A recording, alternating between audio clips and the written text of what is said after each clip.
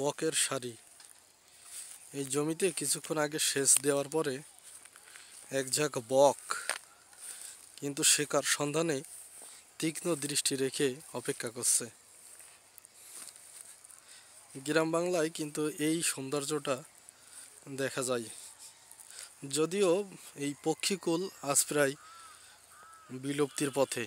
অর্থাৎ যে সমস্ত প্রজাতি বাংলাদেশ থেকে চরম হুমকির মুখে আছে বিলুপ্তির, তার ভিতরে এই বকও কিন্তু একটা।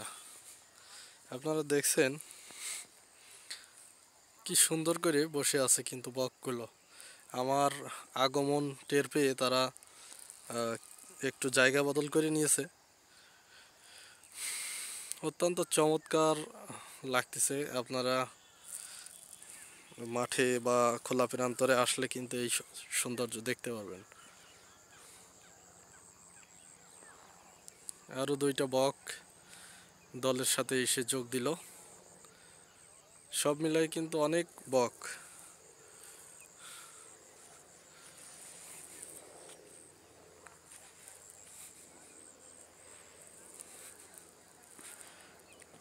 কালিজিরা এবং গমের জমিতে কৃষক সেচ দেওয়ার পরে মাটি থেকে যে সমস্ত কীট পতঙ্গ এবং পোকামাকড় বের হচ্ছে, এইগুলো মূলত তাদের শিকার।